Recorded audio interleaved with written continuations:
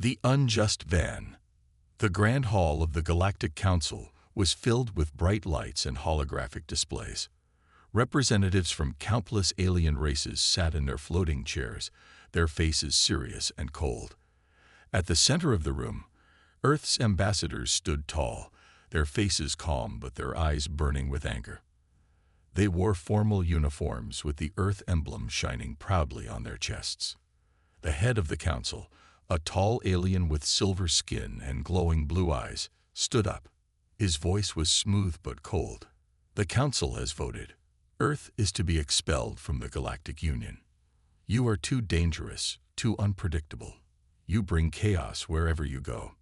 Gasps and whispers echoed through the hall.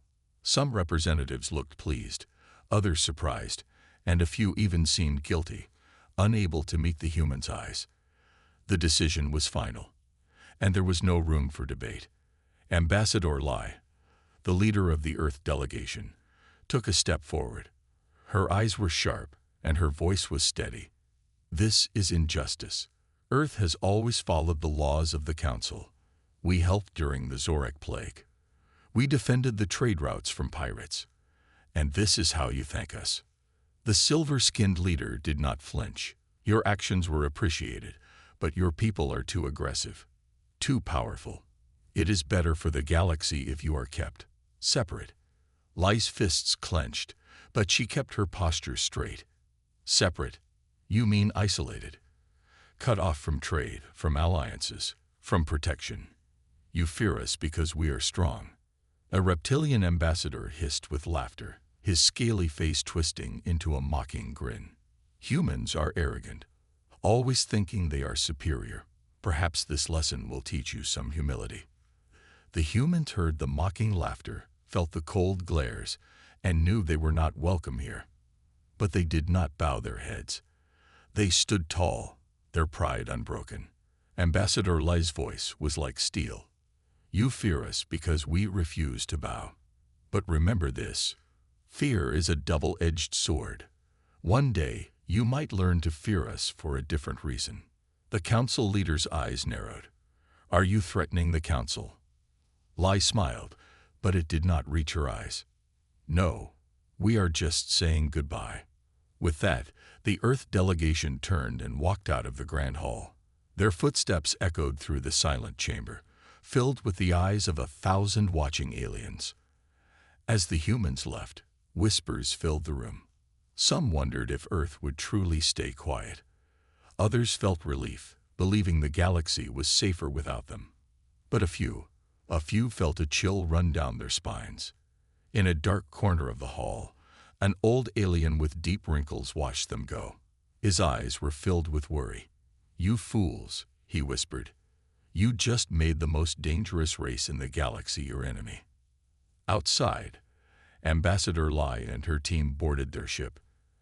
As they left the Council's homeworld, she looked out the window at the shining city below.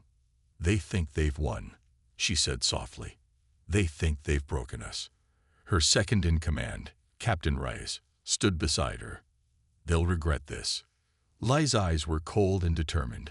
Yes, they will. The ship's engines roared to life, and they jumped into hyperspace, heading back to Earth. Back to where their people waited, filled with anger and pride. Back to where their leaders would plan their next move. Because Earth would not be broken. Not today. Not ever. Back on Earth, the news spread like wildfire. Every screen, every news channel, and every communication network repeated the same headline. Earth expelled from the Galactic Council. Isolation begins. In bustling cities and quiet colonies, people stopped in their tracks to watch. Anger, confusion, and fear rippled through the population. How could the Council betray them after everything humanity had done for the galaxy? In the capital city of New Avalon, skyscrapers gleamed under the sun, but the mood was dark. Ambassador Elias Carter stood before a massive crowd, his face serious but resolute. Thousands of citizens gathered in Unity Square, their eyes fixed on him. Holographic projectors broadcasted his image across Earth and its distant colonies. Elias's voice was steady as he spoke. The Council has turned its back on us. They call us dangerous, reckless, but they fear our strength. They fear our courage, and they fear what we can become." Murmurs of agreement spread through the crowd. Faces once filled with fear now showed defiance. "But hear me, humanity," Elias continued, his voice growing louder. "We are not weak. We are not alone. They may have shut their doors, but they have only made us stronger, united, determined." In the crowd, a young engineer named Samira watched with wide eyes. She had worked on council projects for years, building advanced starships and maintaining vital trade routes. Now her work meant nothing. The council's ban had not just isolated Earth, it had stolen her future. Beside her, her brother Mark clenched his fists. "They think we'll just accept this," he muttered. "They have no idea what we're capable of." Samira nodded, determination burning in her eyes. "They want to see dangerous. Let's show them." Meanwhile, deep beneath the Earth's surface, a secret facility buzzed with activity. Scientists and engineers moved quickly through vast halls, carrying data pads and working on strange, powerful machines. General Marcus Thorne stood in the control room, watching through reinforced glass as workers assembled massive starships. Sleek, powerful, and built for war, these vessels were unlike anything the Council had ever seen. A scientist approached him, her face serious. "General, the prototypes are almost ready. But if we activate them, the Council will know. They'll come for us." General Thorne's expression was hard as steel. "Let them come. Earth will no longer be a pawn in their game. If they want to fight, we'll give them one they'll never forget." The scientist hesitated. "Are we ready for that?" The general's gaze never wavered. "We have no choice. The Council thinks they've weakened us, but they've only awakened a power they can't control." Back at Unity Square, Elias's voice echoed through the city. "They have taken our seats, our voice, and our rights, but they cannot take our spirit. They cannot take our strength. We will rise. We will build, and we will show them that humanity is not so easily defeated." The crowd erupted in cheers. Hope replaced fear. Determination replaced despair. Across Earth and its colonies, people began to unite. Engineers, soldiers, scientists, and civilians alike prepared for what was coming. In the darkest corners of Earth, far away from prying eyes, the hidden arsenal of humanity began to awaken. These were not just ordinary ships or weapons. They were creations born from genius, desperation, and ambition. Deep within the underground city of Ironhold, a massive chamber stretched out like an artificial canyon. Rows upon rows of colossal starships stood silent, their sleek black hulls absorbing light, giving them an eerie, ghostly appearance. They were built for one purpose: dominance. General Marcus Thorne walked along the observation platform, his sharp eyes studying the fleet. These ships were more than just machines. They were symbols of Earth's determination to rise above oppression. Each one was equipped with advanced energy cannons, powerful shields, and hyperdrives that could outmaneuver any Council vessel. Beside him stood Dr. Ilara Voss, chief scientist and architect of Earth's new fleet. Her silver hair was pulled back tightly, and her eyes gleamed with fierce pride. "The Council believes they control the galaxy because they control technology," she said. "They have no idea how far we've advanced in secret." General Thorne nodded. "And it's time they learn." Ilara pressed a button on her tablet. A low hum vibrated through the chamber as one of the massive starships powered up. Lights flickered along its hull, revealing the name painted in bold letters: Indomitable. The ship's engines roared to life, the power so intense that the platform trembled. A fierce smile crossed General Thorne's face. "Beautiful, isn't it?" Ilara's eyes were locked on the ship, her voice firm. "They called us dangerous. Let's show them how right they were." Meanwhile, in a hidden research facility on Earth's moon, another secret weapon was being prepared. The Eclipse Cannon, a weapon capable of disabling entire fleets, lay beneath a camouflage dome. It was powered by energy crystals discovered in the asteroid belts, an ancient resource the Council had overlooked. Samira, the young engineer who once built ships for the Council, now stood at the control panel of the Eclipse cannon. Her fingers danced across the keys as she checked the power levels. Mark stood beside her, his face serious. "You're really going to fire this thing?" Samira's expression was cold. "They took everything from us. Our jobs, our future, even our dignity. They thought Earth was weak. They thought we would surrender." Her eyes narrowed. They were wrong. Mark looked at his sister, seeing a fire in her he had never noticed before. He nodded. "Then let's show them what Earth can do." As they prepared the weapon, encrypted messages were sent across the galaxy. Earth's hidden allies, rebels, traitors, and even defectors from the Council, received the signal. Operation Phoenix is ready. In the distant colony of New Horizon, Elias Carter stood in a dark room, watching the message flash on his communicator. He turned to his team of diplomats and strategists. "The Council divided us. They isolated us. But they didn't realize that humanity thrives under pressure." His chief advisor, Mira, stepped forward. "We've gained intelligence from within the Council. Their fleets are positioned to enforce the ban. They expect resistance, but nothing on this scale." Elias's lips curled into a grin. "Then let's give them a surprise they'll never forget." Back at Ironold, General Thorne watched as the Indomitable lifted off the ground, its engines blazing as it hovered above the chamber floor. A dozen other ships powered up beside it, their combined energy filling the air with a deep, resonating hum. Ilara's voice was filled with determination.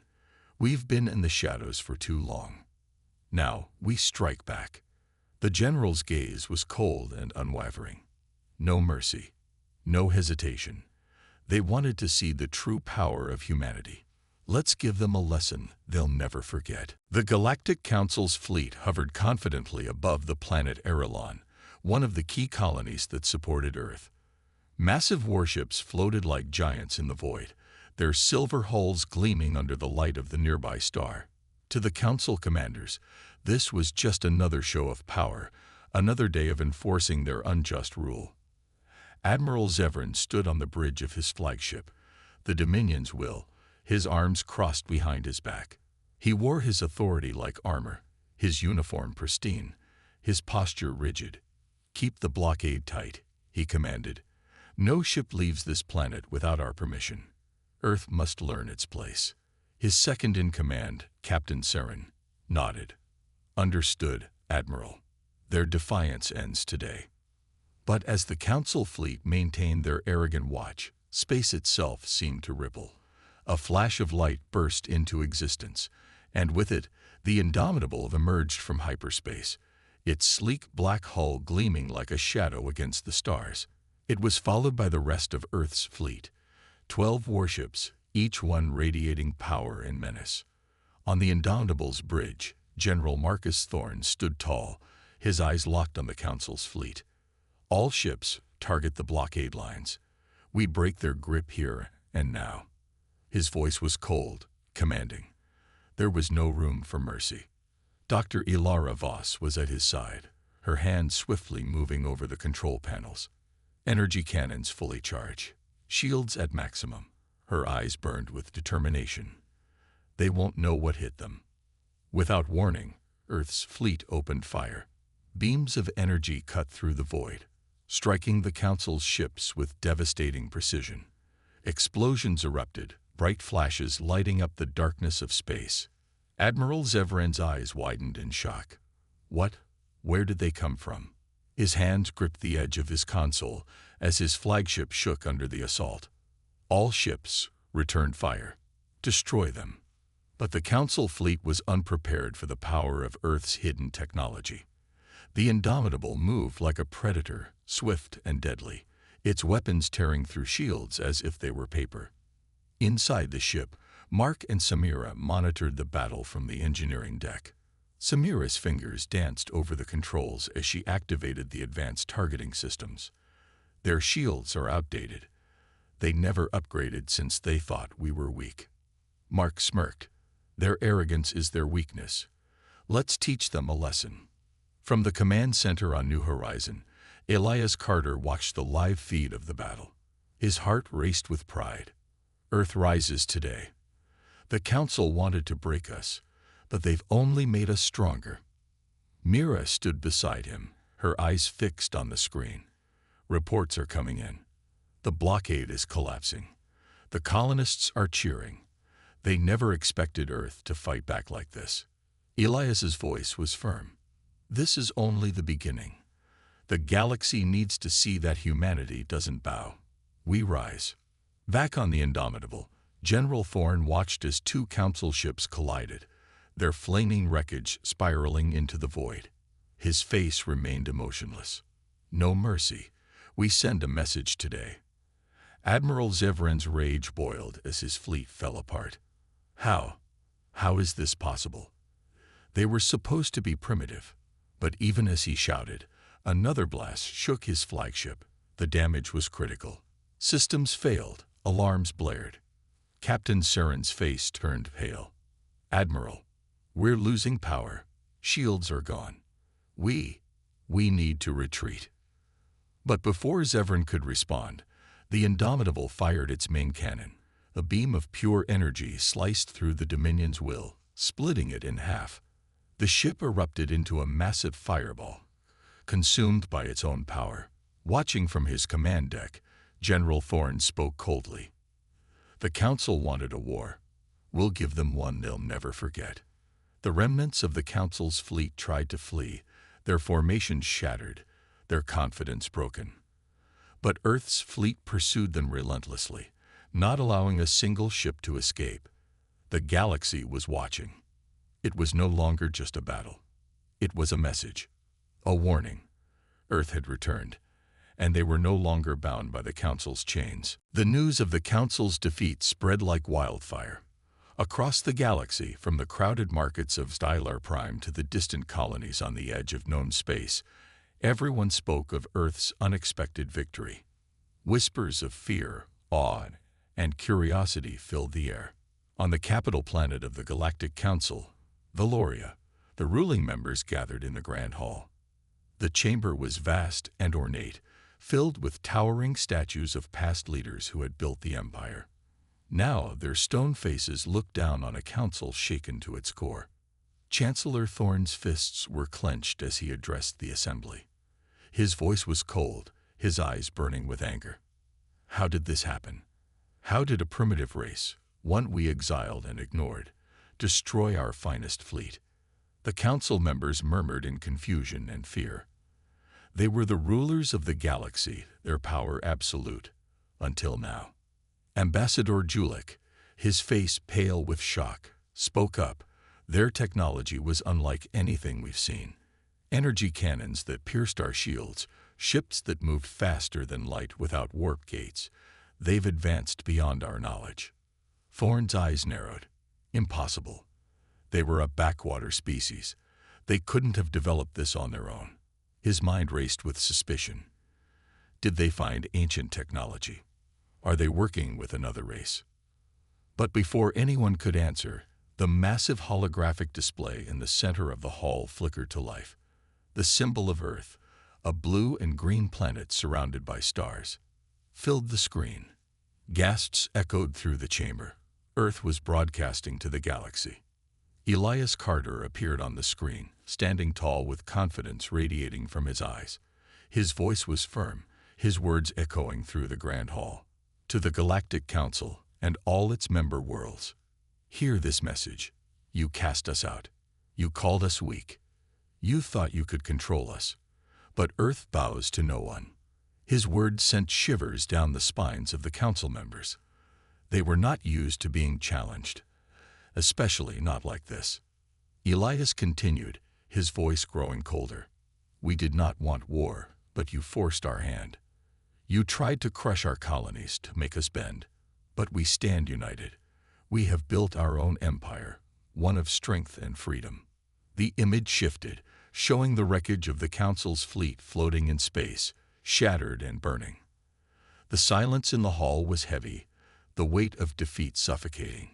Elias's face returned, his eyes blazing. This is your only warning. Leave Earth and our allies alone, or face the consequences. We will no longer be silent. We will no longer be slaves to your arrogance. The transmission ended, the screen going dark. But the echo of his words lingered in the chamber, haunting and powerful. Chancellor Thorne's face was pale, his hands shaking with rage. How dare they? How dare they threaten us? His voice wavered, revealing his fear beneath the anger. We must retaliate. We cannot show weakness. But Ambassador Julik hesitated. Chancellor, if they defeated our fleet so easily, what hope do we have against their empire? We don't even understand their technology. Silence filled the hall as the reality settled in. The Council was no longer the most powerful force in the galaxy. Earth had risen, stronger than ever before. Meanwhile, on the outer worlds, the oppressed species who had suffered under the Council's rule watched the broadcast with hope.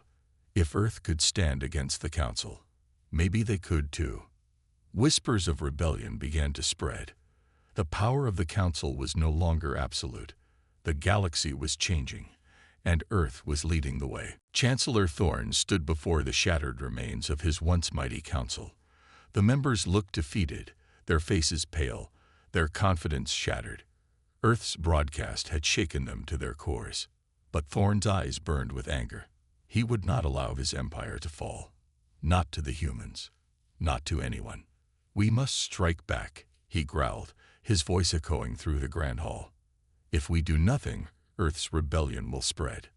Our enemies will rise against us. Ambassador Julik's voice trembled as he replied. But how, Chancellor? Our strongest fleet was destroyed as if it were nothing.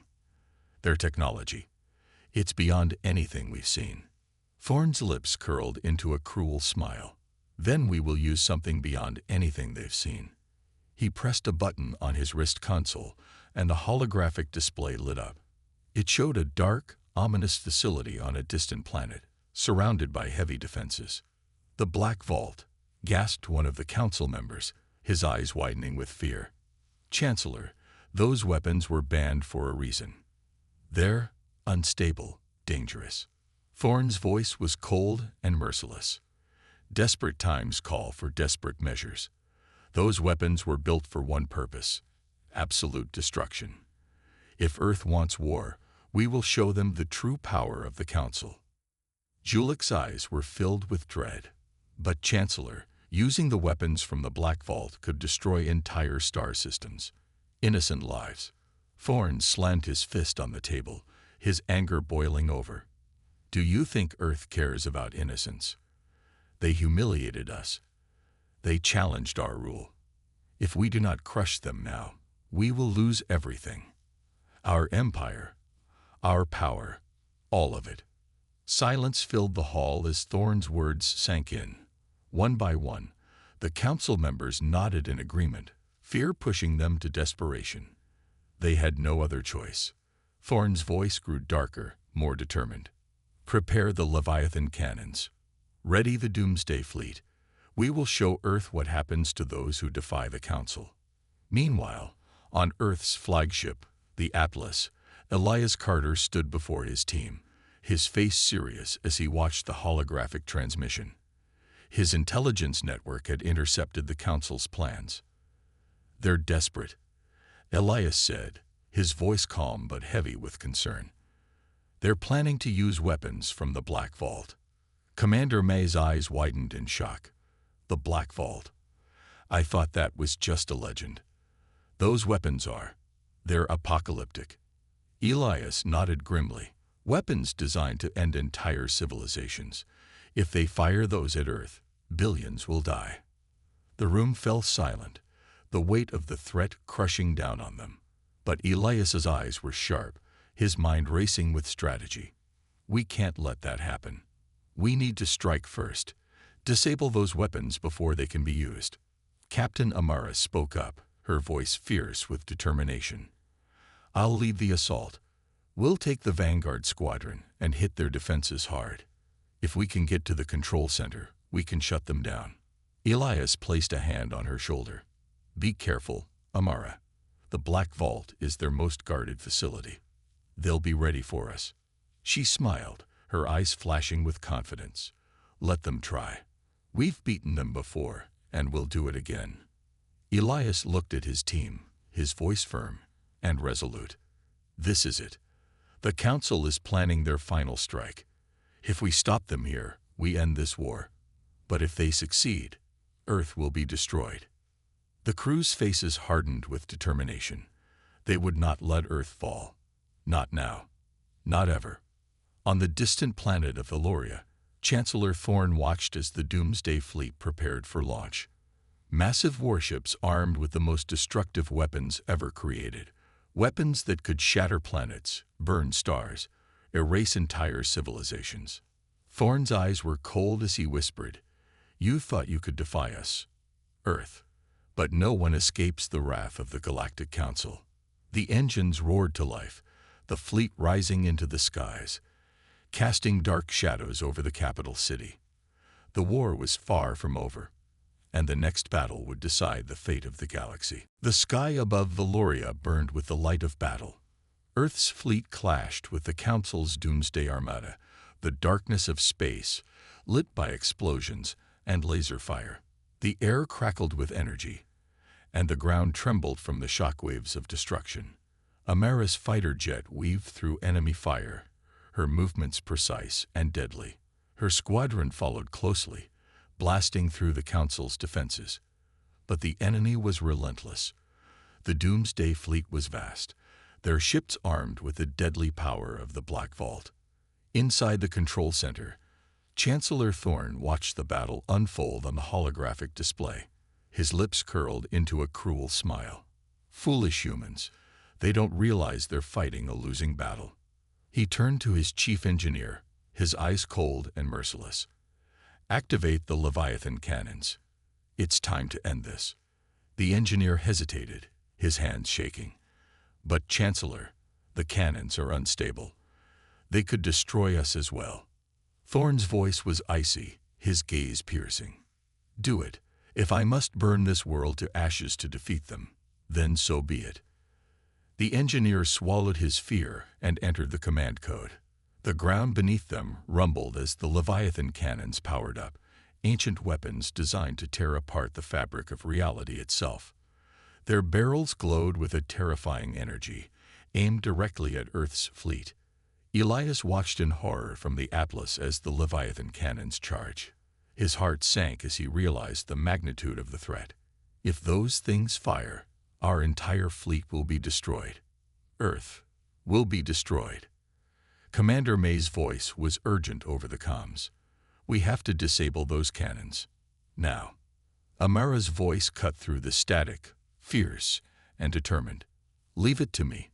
I'm going in." With fearless precision, Amara and her squadron dove toward the cannons, dodging enemy fire. But the closer they got, the stronger the defenses became. Automated turrets fired relentlessly, and Council fighters swarmed to intercept them. Explosions erupted around them, and one by one, Amara's squadron members were hit, their ships spiraling out of control. But Amara pushed forward, her eyes locked on the target. She was Earth's best pilot. She would not fail. Inside the control center, Thorne watched as Amara's fighter dodged his defenses. His eyes narrowed.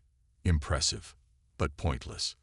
He pressed a button, activating the last line of defense, a massive energy shield surrounding the cannons.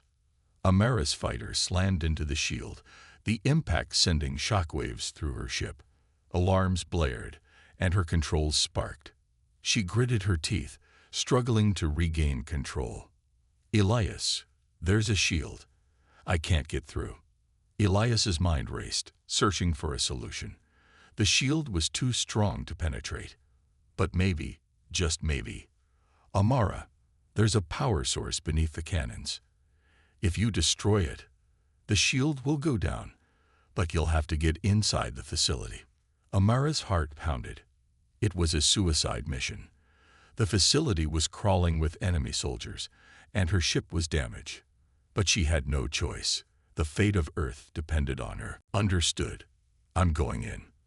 With unmatched skill, she maneuvered her ship through the chaos, landing on the surface. The ground was shaking from the power of the cannons, the air charged with deadly energy. But Amara moved swiftly, her blaster ready as she fought her way through enemy forces. Inside the control room, Thorne's face twisted in rage as he watched Amara break through his defenses. Who is this pilot? How is she still alive? He barked orders to his guards. Stop her. Do whatever it takes. But Amara was unstoppable. Her movements were precise, her aim flawless. She fought with the strength of humanity, the hope of her world driving her forward. She reached the power core, her hands moving quickly as she set the charges. As the timer counted down, she ran, her body moving with adrenaline-fueled speed. She barely made it out before the explosion erupted, the power core shattering in a burst of energy. The shield around the Leviathan cannons flickered, then collapsed. Elias's eyes widened as the path to the cannons opened. The shield's down. All ships target the Leviathan cannons. Fire at will. The fleet responded instantly, unleashing a barrage of firepower. The Leviathan cannons exploded in a blinding flash, their devastating energy spiraling out of control. The shockwave ripped through the Council's fleet, destroying everything in its path. Inside the control room, Thorne's face was pale as the realization hit him. No, this can't be. The explosion reached the control center, engulfing Thorne in a sea of flames. The Grand Hall crumbled. The Council's power shattered in an instant. On the Atlas, Elias watched as the Doomsday Fleet was obliterated. Relief flooded his heart, but his voice was heavy as he spoke. It's over. The Council is defeated. Amara's voice crackled over the comms, exhausted but victorious. Mission accomplished. Earth is safe. The crew erupted in cheers, their spirits soaring. They had faced the greatest threat in history, and they had won. The galaxy would remember this day. The day Earth defied the Council. The day humanity rose to greatness.